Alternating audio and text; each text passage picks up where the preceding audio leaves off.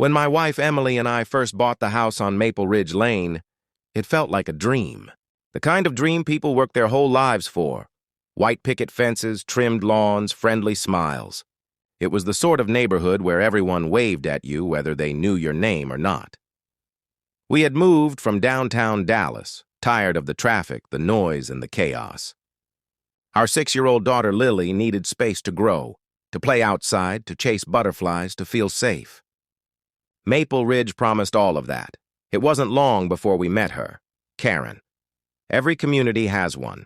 That one self-appointed guardian of the rules, the face of the homeowners association. The kind who carried a clipboard like it was a badge and wore a smile that didn't quite reach her eyes. "Welcome to Maple Ridge," she had said, voice dripping with sugary politeness as she walked across our freshly mowed lawn.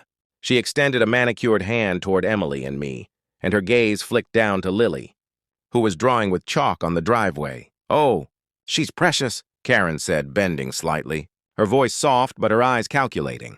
"We just love seeing children play around here, of course, within the HOA guidelines." I didn't know there were guidelines for chalk drawings. For the first few weeks, things were fine. Karen's reminders were annoying but harmless. "Please keep your trash cans hidden behind the fence," or "Remember to keep outdoor toys neatly stored." But then, she began taking an interest in Lily. At first, it seemed harmless. She'd wave when Lily played outside, or bring her cookies just because. But I caught her once, standing by the fence, phone in hand, snapping photos of Lily while she drew in the driveway. "Excuse me?" I said sharply. "What are you doing?" Karen blinked, caught off guard but not embarrassed. "Oh, just documenting neighborhood activities for the HOA newsletter." I didn't remember signing a release for that. When I told Emily, she frowned. "That's creepy, Tom. You should say something." I did. The next day, I went to her door. Her porch was immaculate. Potted plants in perfect symmetry, an American flag waving above her head like she thought she owned the place. She opened the door before I even knocked twice. "Oh, Tom. Everything okay?" "Yeah," I said, keeping my tone even. "I'd appreciate it if you stopped taking pictures of my daughter." "She's 6. Her expression didn't change, but her eyes sharpened. "Well, I'm sorry you feel that way. But as HOA President, it's my responsibility to ensure community standards are being upheld. Children must be supervised, and she was supervised," I interrupted. "By her parents." "You don't need to supervise her." Her smile froze in place. "Rules are rules, Tom. We all live by them." I walked away before I said something I'd regret. A few days later, an envelope appeared in our mailbox. No stamp. Just HOA notice scrawled on the front. It read, "We've received reports of unsupervised play and excessive noise from your property. Please ensure your child remains in your immediate line of sight at all times. Violations of HOA guidelines may result in fines." Emily tore it up on the spot. "She's insane," she hissed, but Lily didn't understand any of it. She just wanted to play. So I built her a small fenced play area in the backyard. Swings, a sandbox, a little wooden house I'd built myself. It was her safe place, and that's when Karen's visits stopped being friendly. It began with the gate. One Saturday morning, we came outside to find the lock on our backyard gate missing. Someone had replaced it with a new one. Heavy duty, silver, with a keyhole we didn't own. "What the hell?" I muttered. Karen appeared a few moments later, as if on cue, holding a clipboard. "Morning. I took the liberty of securing your gate. You can never be too careful with kids. Don't want them wandering off." "You locked us out of our own backyard?" Emily snapped. Karen tilted her head, completely calm. "Locked you in, dear. Safety first." I almost called the police right then, but Emily convinced me to let it go. "Let's not start a war with the HOA, she said. "We'll replace the lock." We did. But the message was clear. Karen didn't see boundaries. 2 weeks later, something far worse happened. It was a Sunday afternoon. Emily was baking cookies, I was fixing the gutters, and Lily was playing in the backyard, just beyond the kitchen window. I could hear her singing to herself, that little tune she always hummed when she was happy. Then the singing stopped. At first, I thought she'd gone inside. But when I called her name, no answer. "Lily?" Emily's voice cracked. Lily! We searched the house, the yard, the street. I ran from door to door, knocking, shouting her name. Neighbors joined in, calling, searching. My heart felt like it was being crushed in a vice. Then Karen appeared again, this time out of breath, feigning concern. Oh my goodness, what happened? Our daughter's missing, Emily cried. She was in the backyard 5 minutes ago.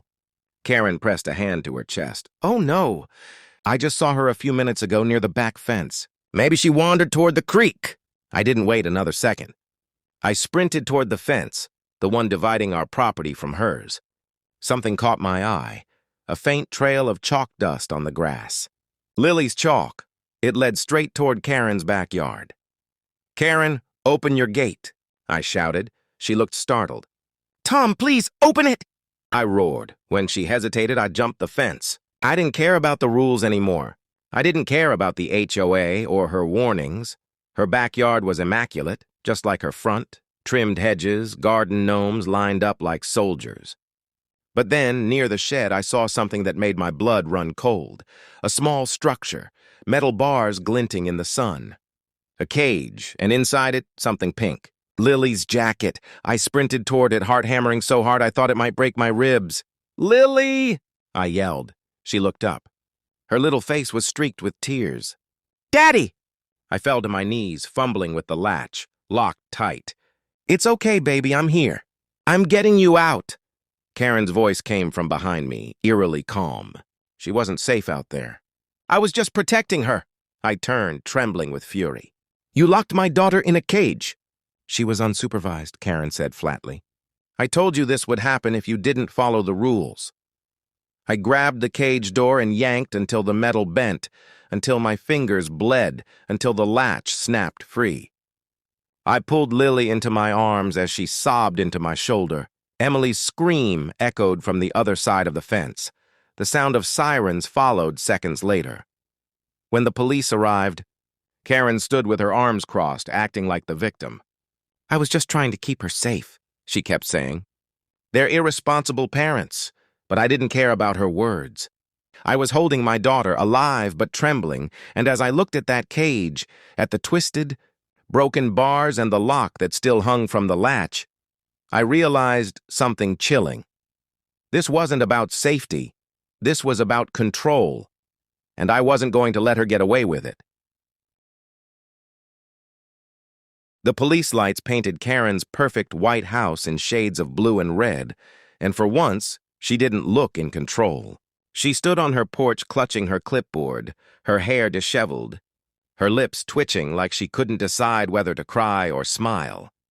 2 officers were questioning her while another knelt beside me, checking on Lily. Emily had wrapped our daughter in a blanket and was holding her so tight it looked like she'd never let go. She's shaking, Emily said to the officer. She's terrified. That woman locked her in there. The officer nodded, taking notes. Sir, can you walk me through what happened? I pointed to the cage. The door hung half open now, bent from where I'd forced it. She was in there. I found her locked inside. Karen said she was protecting her, Karen interjected, her voice trembling but still too calm. Officer, please, he's exaggerating. The little girl was wandering near my yard, crying. I panicked. I just wanted to keep her safe until her parents came looking. It wasn't a cage, it's an old pet kennel. Big enough for a child, I snapped. Her eyes flicked to mine, and I saw something dark behind them. Something I hadn't noticed before. Not fear, not regret. Just annoyance that I'd ruined her illusion of control. The officers separated us for questioning. One of them led Karen toward her porch while the other pulled me aside. Mr. Walker, I'm Officer Daniels, he said. We're going to get your daughter checked out. There'll be an investigator following up soon. Did you touch anything else on her property? I broke the latch on that cage, I said flatly. That's it. He nodded, scribbling in his notepad. All right. We'll need statements from both of you and your wife. For now, I recommend you go home and comfort your daughter. We'll take it from here. Is she being arrested? I asked, glaring toward Karen. He sighed. That depends. We need to determine intent. Right now, she's claiming she was keeping your daughter safe. She locked her up, I exploded. That's intent enough. Daniels looked uneasy. I understand, sir, but the legal system doesn't move on emotion. We'll handle it properly. That night, Lily wouldn't speak, not a word. She just clung to Emily and refused to let go. I sat beside them on the couch, staring at the front window, waiting for flashing lights to return, for the knock on the door that would tell me Karen was in handcuffs. It never came. Instead, at 10 p.m., a car pulled into her driveway, a black sedan. A man in a suit stepped out, older, sharp-looking. He went inside without a word. "Who's that?" Emily whispered. "Probably her lawyer," I said bitterly. The next morning, a letter appeared in our mailbox. HOA compliance notice. It was from Karen.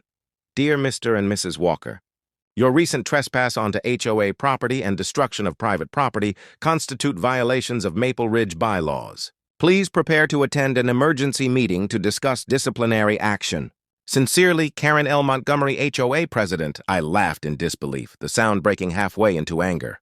"She locks up my kid and still thinks she can fine us?" Emily's hands trembled as she held the paper. "Tom, she's not just crazy.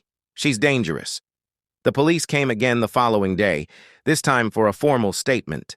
2 detectives, 1 male and 1 female. The woman, Detective Ramirez, was sharp-eyed and no-nonsense. She crouched down to Lily's level gently. "Hey, sweetheart," she said softly. "I'm Detective Ramirez. I just want to ask you something, okay? You don't have to say much, just nod if you understand." Lily nodded. "Did you go into the nice lady's backyard by yourself?" Lily shook her head. "Did she ask you to come in?" Another shake. "Did she touch you?" Lily hesitated, then whispered, "She grabbed my arm." "She said I broke the rules." Emily's breath caught. Ramirez's jaw tightened. She looked at me and gave a small nod. That silent look cops give when they know something isn't right. A day later, we got a call. Karen had retained a top defense attorney, and somehow, she was telling everyone in the neighborhood her version of the story. At the mailbox the next morning, one of the neighbors, Mrs. Dwyer, approached me cautiously. "Tom, I heard about the incident," she said quietly. "Karen said it was all a misunderstanding." I could feel my blood pressure rise. "A misunderstanding? She locked a child in a cage." Mrs. Dwyer's eyes darted nervously toward Karen's house. She said Lily wandered in. She was trying to keep her from the road. "She says you overreacted." "Overreacted," I repeated, my voice low. "If it was your granddaughter in that cage, would you say the same?" Mrs. Dwyer didn't answer. She just looked down and walked away. That week was hell. Karen paraded around like nothing happened, hosting HOA meetings, pruning her rose bushes, even smiling when she saw us. She knew exactly what she was doing, but Detective Ramirez didn't give up. She visited again on Thursday with photos and paperwork. "We've got witness statements," she told me. "A few neighbors saw your daughter crying near the fence before she disappeared. One of them, Mr. Barlow, swears he saw Karen lead her into her backyard." I clenched my fists. "So why isn't she in jail?" Ramirez exhaled. "The DA's being careful. It's a sensitive case. Public image, HOA reputation, all that. But if we can prove she locked the gate deliberately and kept your daughter there without consent, that's false imprisonment." Emily's voice trembled. "What do you need from us?" "Any evidence you can find," Ramirez said. "Security footage, texts, HOA messages, anything that shows she had issues with your family before this." I thought back to all the warnings, the letters, the arguments. The pattern was clear. Karen wasn't just a nosy neighbor. She was obsessive. That night, I checked our home security app. We had 2 cameras, one at the front porch and one overlooking the backyard. I opened the footage from Sunday. At 2:37 p.m., Lily was playing in the sandbox. At 2:41, she walked toward the back fence, where the chalk trail began. Then, at 2:42, a figure appeared on the other side. Karen. She crouched, spoke to Lily through the fence, then unlocked the gate from her side and gestured her in. Lily hesitated, then stepped through. Karen closed the gate. Locked it. I stared at the screen, my stomach churning. "Emily," I whispered. "I've got her." The next morning, I brought the footage to Detective Ramirez. She watched it in silence, then looked up at me, her eyes fierce. "This changes everything." 2 days later, Karen's world began to crumble. Police cruisers showed up on Maple Ridge again. Not for me this time, but for her. I watched from my porch as officers knocked on her door. She tried to act composed, but when they showed her the warrant, her face went pale. "Karen Louise Montgomery," one officer said. "You're under arrest for unlawful restraint and child endangerment." Her clipboard hit the ground. Neighbors watched from behind curtains as she was handcuffed and led away. Some whispered, some gasped. Mrs. Dwyer covered her mouth, shocked. And for the first time since we'd moved there, Maple Ridge Lane was silent. That night, as I tucked Lily into bed, she looked up at me with those wide, scared eyes. "Daddy?" "Yes, sweetheart." "Is the bad lady gone?" I swallowed hard. "Yeah, baby. She's gone." She nodded slowly, clutching her teddy bear. "Can we move?" Emily met my eyes from the doorway, tears brimming. "We will," I said softly, "soon." But as I walked to the window and looked out into the dark, at the house across the street now wrapped in police tape, I realized something unsettling. This wasn't over. Not yet, because the next morning the HOA's lawyer called. They were suing us. The day after Karen's arrest, I woke up thinking it was finally over. I thought justice had begun to work its slow, steady way through the system, but by noon, I realized I'd underestimated just how deep her influence went. A white SUV pulled up in front of our house. No police markings. Just tinted windows and a badge clipped to the driver's belt. A man in a tailored gray suit stepped out, holding a leather briefcase. He walked up the driveway like he owned it. "Mr. Walker?" he said in a firm, rehearsed tone. "I'm attorney Charles Dempsey. I represent the Maple Ridge Homeowners Association, and by extension, Miss Karen Montgomery." I folded my arms. "You mean the woman who locked my 6-year-old daughter in a cage?" His jaw twitched. "We dispute that characterization." "You'll dispute it in court," I said coldly. He smiled thinly. "We intend to. You see, Mr. Walker, Ms. Montgomery has filed a civil suit against you and your wife for defamation, trespassing, and property destruction." I almost laughed. "You can't be serious." "Oh, I'm very serious. The HOA board has also voted to impose fines totaling $14,200 for rule violations and non-compliance." Emily stepped out onto the porch, clutching a mug of coffee. "Are you kidding me? She's in jail!" Dempsey's smile didn't fade. "For now. But you'll find that public perception changes quickly once the facts come out." He handed me a thick envelope.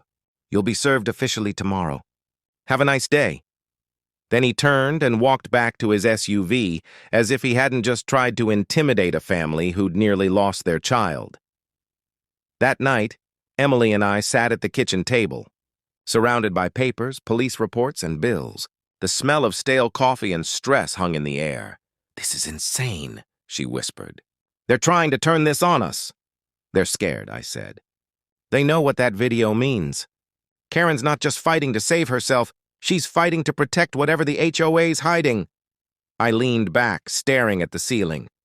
I could still see the red and blue flashes from that night every time I closed my eyes. Karen's voice echoed in my head. "Rules are rules, but what if the rules were built to protect her?" Detective Ramirez called the next morning. "We've submitted your footage and Lily's statement to the DA," she said. "It's solid. The only thing slowing things down is the HOA's legal interference. They're pushing the narrative that Karen's actions were part of a community safety initiative." "She locked a child in a cage, Ramirez," I snapped. "How is that safety?" "Welcome to suburbia," she muttered. "They'll twist anything to protect their image.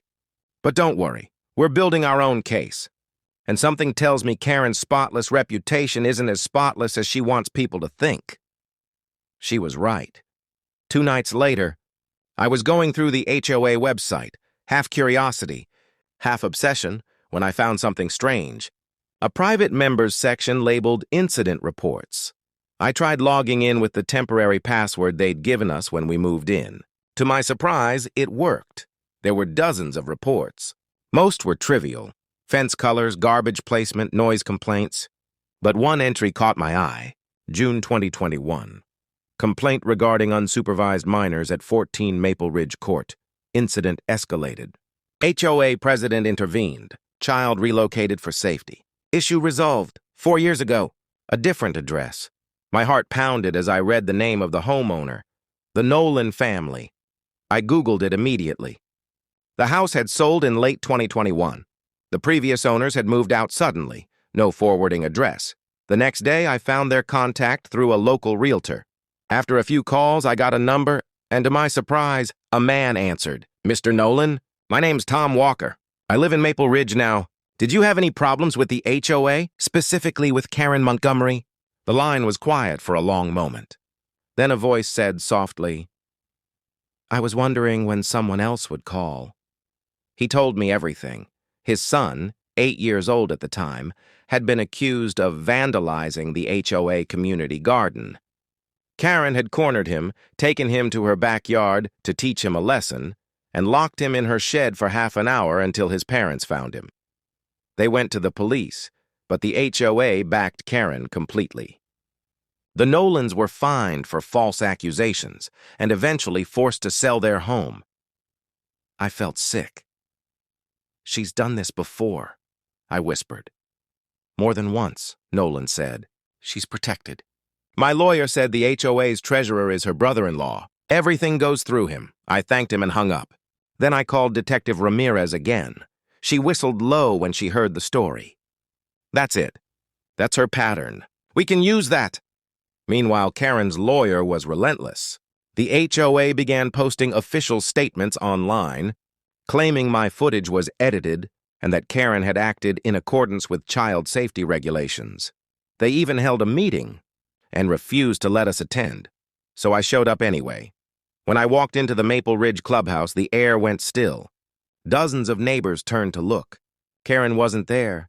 She was out on bail. But Dempsey was standing at the podium like he was hosting a press conference.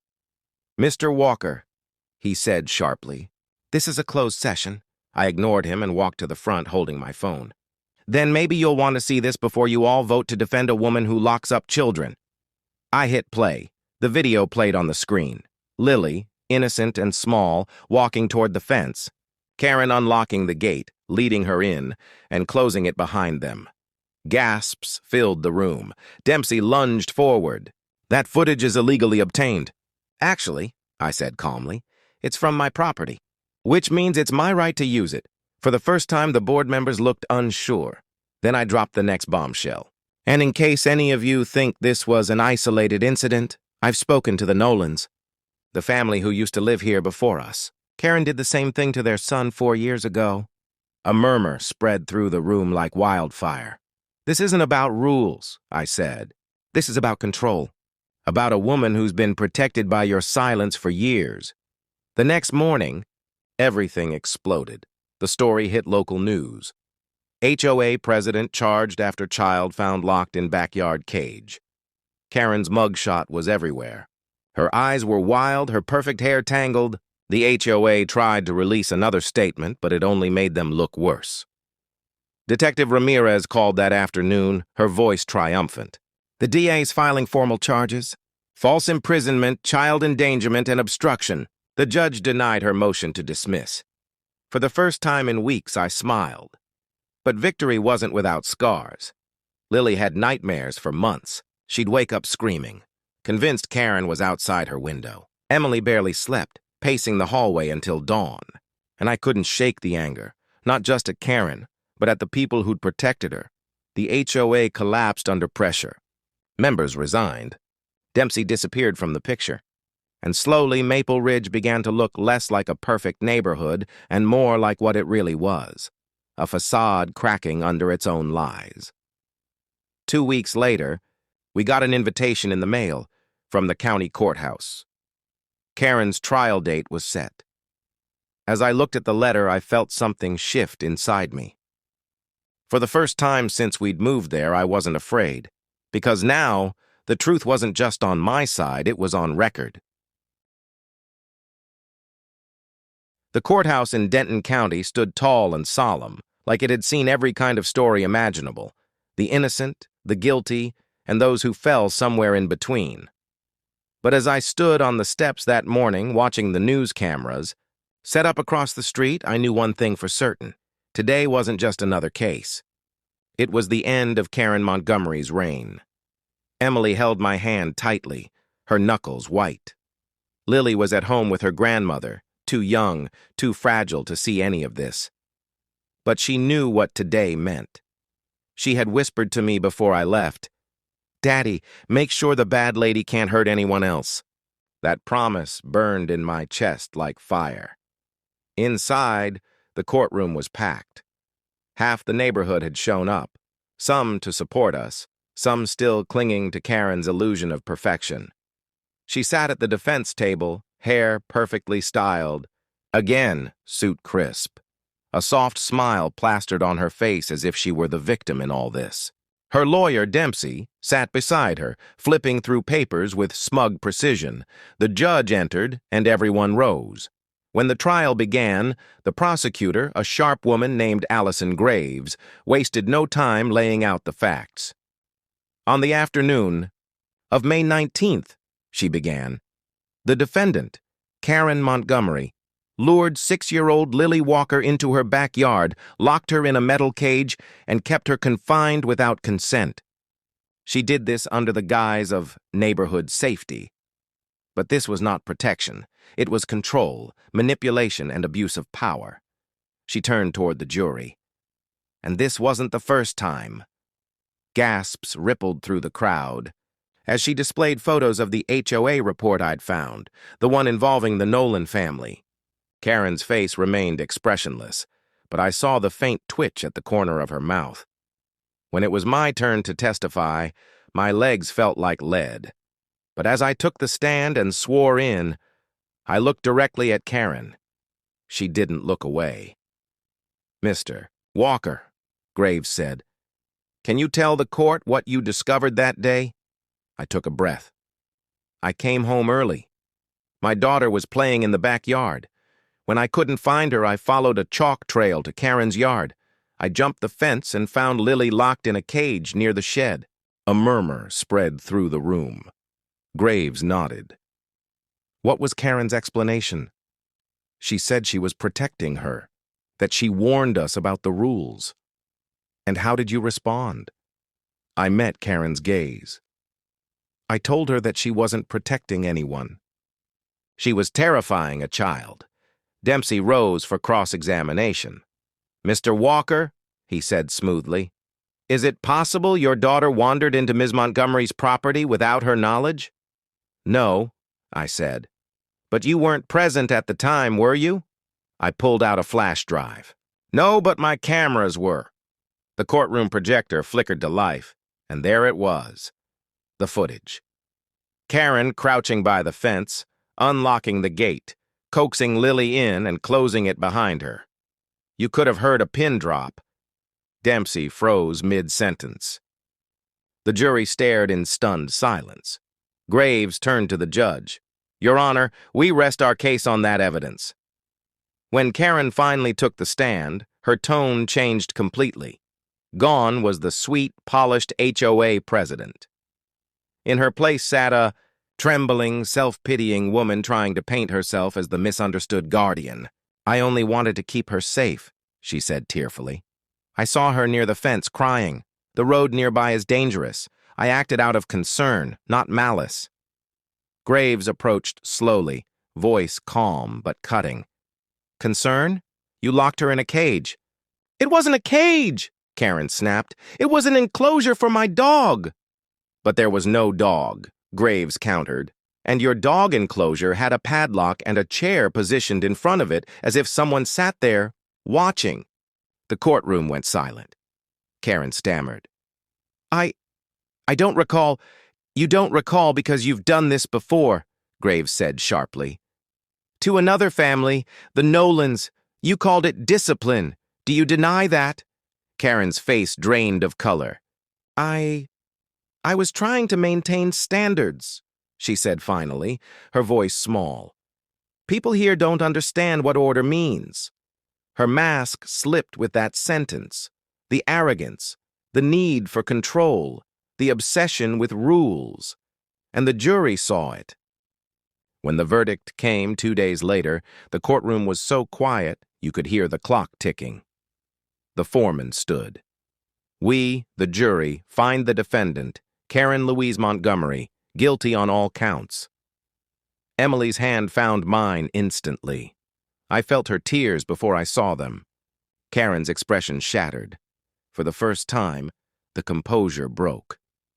She turned to Dempsey, whispering furiously, but he just stared at the floor. The judge's voice rang out, "Karen Montgomery, you are hereby sentenced to 7 years in state prison for unlawful restraint and child endangerment with no possibility of parole for the first 3. Additionally, you are barred from serving in any community or leadership position for life." The sound of the gavel echoed like thunder. Afterward, the reporters swarmed us on the courthouse steps. "Mr. Walker, how does it feel to see justice served? Do you plan to move out of Maple Ridge?" I looked straight into the nearest camera. This was never about one bad neighbor. It's about what happens when people think they're above the rules they enforce. If you see something wrong in your community, don't stay silent. Then I took Emily's hand, and we walked away from the flashing lights. The weeks that followed were slow and healing. The HOA was dissolved after an internal audit exposed years of misused funds and cover-ups. Karen's brother-in-law, the treasurer, resigned and faced charges of his own. Neighbors who once avoided us now came by with apologies and casseroles, each one confessing that they'd been too afraid to speak up. It didn't erase what happened, but it helped.